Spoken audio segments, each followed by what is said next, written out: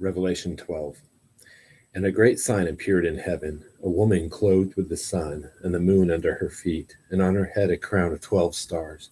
And she was with child, and she cried out, being in labor and in pain to give birth.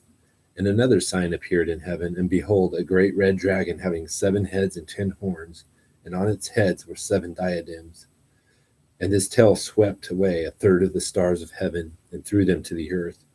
And the dragon stood before the woman who was about to give birth, so that when she gave birth, he might devour her child. And she gave birth to a son, a male child, who is to rule all the nations with a rod of iron. And her child was caught up to God and to his throne.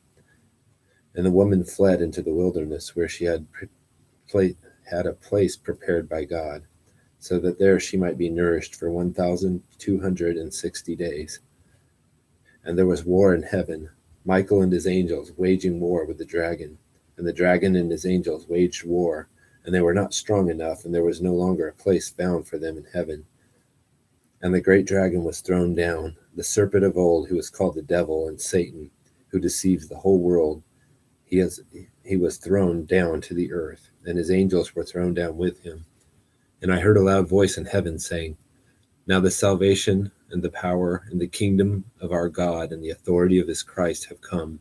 For the accuser of our brethren has been thrown down, who accuses them before God day and night.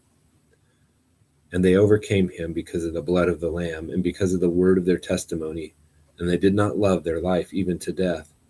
For this reason rejoice, O heavens, and you who dwell in them. Woe to the earth and the sea, because the devil has come down to you, having great wrath, knowing that he has only a short time.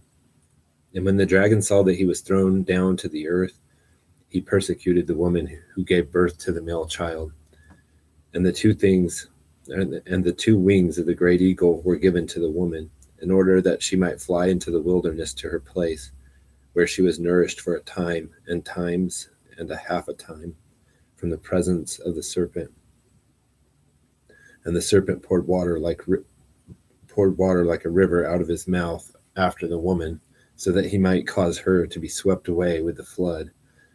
And the earth helped the woman, and the earth opened its mouth and drank up the river which the dragon poured out of his mouth. And the dragon was enraged with the woman, and he went off to make war with the rest of her offspring, who keep the commandments of God and hold to the testimony of Jesus.